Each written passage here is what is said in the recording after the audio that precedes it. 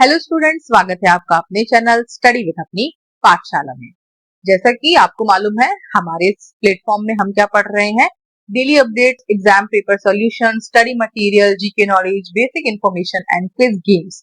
तो आज के हमारे इस वीडियो में रहेगा इंग्लिश की कुछ बेसिक इंफॉर्मेशन जो कि हम स्टडी या होमवर्क में या पढ़ाई के दौरान या स्कूल में हम कैसे इंग्लिश को यूज कर सकते हैं, अपने हिंदी वाक्य को इंग्लिश में कैसे बोलते हैं, इनको हम अपनी डेली रूटीन में कैसे यूज करेंगे, इसको हम सीखेंगे। तो चलिए देखते हैं। सबसे पहले ब्रिंग योर बुक, अपनी किताब लाओ। ओपन पेज नंबर 10, मतलब अपनी किताब का पेज नंबर 10 खोलो, तो पेज नंबर 10 खोलो। Open page number 10। इसके बाद स्टार्ट रीडिंग, पढ़ना शुरू करो। राइट इट डाउन, इसे लिखो। जैसे हम अपने स्कूल्स में हमारे टीचर्स द्वारा ये सारी चीजें बोली जाती हैं, तो इनको आपको याद रखने में बहुत ही आसानी होगी अगर इसको आप एक दो बार रिवाइज करते जाएंगे। इसके बाद देखें, शो मी योर होमवर्क, मुझे अपना होमवर्क दिखाओ। तो शो मीन्स मतलब क्या होगा, दिखाओ, है ना। होमवर्क आपको पता है, और मुझे मी हो गया। इसके बाद है डोंट स्क्राइब, घसीट कर मत लिखो, है ना। यहाँ पर स्क्राइब जो लिखा हुआ है, स्क्रिबल, इसको हम बोलेंगे घसीट कर लिखना। अब डोंट मतलब कर मत, मतलब यहाँ पर जो लिखा है कर मतलब डू, और मत का हो जाएगा यहाँ पर एन और टी, डोंट हो जाएगा डू नॉट। इसके बाद सिट स्ट्रेट, सीधे बैठो। स्ट्रेट मतलब सीधे होता है, बैठना सिट। लिसन टू मी, मेरी बात सुनो। इसके बाद लास्ट है फोकस ऑन योर स्टडीज, अपनी पढ़ाई पर ध्यान दो। फोकस मतलब ध्यान, FOCUSE, फोकस मीन्स ध्यान दो। आगे देखते हैं, और भी हमारे पास सेंटेंसेस हैं। इसके बाद है क्लीन योर डेस्क, अपनी डेस्क साफ करो। क्लीन मीन्स सफाई, डेस्क ही बोलते हैं। इसके बाद keep your books in the table, अपनी किताबें bag. Keep your books in the bag, अपनी किताबें कहाँ रखना है, बैग में रखना है। कीप मतलब क्या है, रखो, है ना। इसके बाद do you have a pencil, क्या तुम्हारे पास पेंसिल है, क्या तुम्हारे पास पेंसिल है। अब डू पहले लगा हुआ है, मतलब हेल्पिंग वर्ब आगे आ गई, तो क्वेश्चन मार्क मतलब हम आपसे पूछ रहे हैं कि आपके पास पेंसिल है। शार्पन योर पेंसिल, शार्प मतलब छीलना, है ना, SHARPENE, शार्पन। हम अपने शार्प बॉक्स से छीलते हैं ना अपनी पेंसिल को, उसी को बोलते हैं। इरेजिंग इट केयरफुली, सीधे ध्यान से मिटाओ, मतलब हम कभी कभी कैसे रफली मिटाते हैं, हमारा पेज फट जाता है, तो इसको क्या कहना है हमें, इरेजिंग इट केयरफुली, साफ ध्यान से मिटाओ। इरेजिंग होता है मिटाना। वेल डन, बहुत बढ़िया। जब हमें टीचर कोई टास्क देते हैं या होमवर्क करते हैं और हम उसको बहुत अच्छी तरीके से, अच्छी हैंड राइटिंग और सारी चीजों के साथ लिखते हैं, तो टीचर समटाइम्स हमें कहते हैं गुड और वेल डन, मतलब बहुत बढ़िया। आगे देखते हैं, हमारे बिहेवियर और मैनर्स, व्यवहार और संस्कार में किस प्रकार से हम अपने शब्दों को इम्प्रूव कर सकते हैं। तो सबसे पहले लिखा है से प्लीज, कृपया कहो। जैसे हम अपने टीचर से ही कोई चीजें पूछते हैं तो हम उनको प्लीज कह सकते हैं, या से प्लीज। कभी हमसे कोई चीज समझ नहीं आ रही है तो हम वहां पर बोल सकते हैं। से थैंक यू, धन्यवाद कहो। Say sorry if you are wrong, अगर तुम गलत हो तो सॉरी कहो। लिसन टू योर एल्डर्स, बड़ों की बातें मानो। बड़ों मतलब बड़े, एल्डर हमसे जो बड़े होते हैं उनको हम क्या कहते हैं, Elder brother, Elder sister, Elder जो भी आपसे बड़े हो।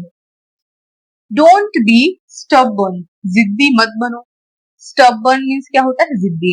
अब जो इस प्रकार की आपकी वोकैबुलरीज आती हैं, तो आप ध्यान रखें, इसको इतना लिखने के बाद लास्ट में 4-5 लाइन जो भी आपको डिफिकल्ट वोकैबुलरीज लगती है वो साइड में नोट डाउन करें और उसको आप लर्न करें, ताकि आपको ये चीजें याद रहें। क्योंकि पूरा सेंटेंस समटाइम्स आपको याद नहीं रह सकता, लेकिन अगर आप एक छोटी वोकैबुलरी याद रखोगे तो आप उसको यूज जरूर कर पाओगे। अब जिद्दी का मतलब क्या था यहाँ पे, stubborn, तो ये जिद्दी हो गया। इसके बाद speak the truth, सच बोलो। Don't tell a lie, झूठ मत बोलो। झूठ क्या कहता है? lie कहलाता है। LIE, lie। तो इस प्रकार की जो आपको वोकैबुलरी नई लगती है या जो लगता है कि डिफिकल्ट है, उसको आप जरूर बाद में नोट डाउन करें।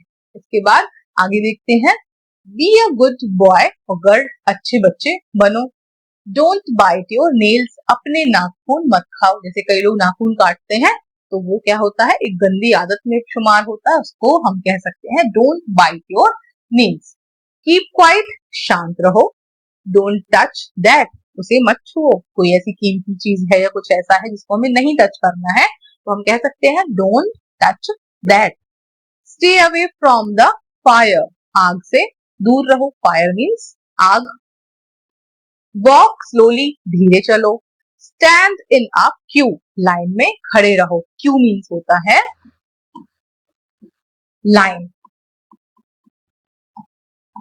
इसके बाद डोंट पुश एनीवन, किसी को धक्का मत दो। हम जैसे असेंबली में प्रेयर के लिए खड़े होते हैं तब एक दूसरे को धक्का मुक्की देते हुए चलते हैं ना, ये हमको उसी बात के लिए यहाँ पर लिखा हुआ है, या समटाइम्स और कहीं भी इसको यूज कर सकते हैं। तो don't push any one.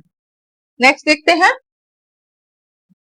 Common question for kids, बच्चों के लिए सामान्य सवाल। जैसे टीचर्स आपसे क्वेश्चन करें और आप इसके आंसर कर सकते हैं, या फिर हमें किस प्रकार से उनके आंसर्स देना है इसको भी बता सकते हैं। तो फर्स्ट क्वेश्चन है, व्हाट इज योर नेम, तुम्हारा नाम क्या है। इस प्रकार के क्वेश्चन आपसे पूछे जा सकते हैं, तो आप आगे बोल सकते हैं माय नेम इज, जो भी आपका नाम है।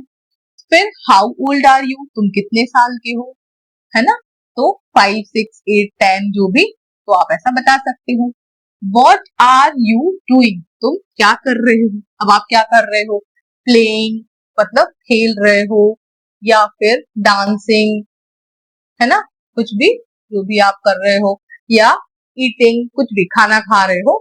फिर what you are you tired, क्या तुम थक गए हो। हाँ, अगर आप थक गए हो तो यस और नो, इस प्रकार से यहाँ पे आप आंसर कर सकते हैं, क्योंकि यहाँ पर यस और नो ही पूछ रहा है। देन आर यू हैप्पी, क्या तुम खुश हो। तो यस और नो में आंसर दे सकते हो, हाँ खुश हूं या नहीं खुश नहीं हूं। फिर वाई आर यू क्राइंग, तुम क्यों रहे हो। तो आपको कोई ऐसे क्वेश्चन पूछता है तो आप उसकी वजह बता सकते हो, आपको चोट लग गई या कुछ भी वजह से, यहाँ पर आप कह सकते हो। इसके बाद व्हाट डू यू वांट, तुम्हें क्या चाहिए। वांट मतलब चाहिए। I want to play, I want to eat something, या कुछ भी इस टाइप से बता सकते हैं। फिर वेयर इज योर बॉटल, तुम्हारी बोतल कहाँ है। डिड यू फिनिश इट, क्या तुमने इसे खत्म किया। हमें कोई होमवर्क मिलता है या कोई क्लास वर्क मिलता है तो हम पूछते हैं ना, डिड यू फिनिश इट, आपने खत्म किया। कैन यू डू इट, क्या तुम यह कर सकते हो। Yes of course you can do it, आप ये सारी चीजें बिल्कुल पढ़ सकते हैं और आप कर सकते हैं। तो आई होप आपने ये सारे जो हमारे ये कॉमन क्वेश्चंस थे और सारी जो इसकी वोकैबुलरीज थी बहुत अच्छे से केयरफुली समझी होगी, और इसमें जो मैंने एक टिप दी थी कि आप जो भी डिफिकल्ट चीजें हैं उनको बाद में जरूर नोट डाउन करें, ताकि आपको दोबारा पढ़ने में आसान लगे। तो प्लीज हमारे चैनल को लाइक शेयर सब्सक्राइब करते रहिए, उसी प्रकार की वीडियो देखते रहिए। Thanks for watching.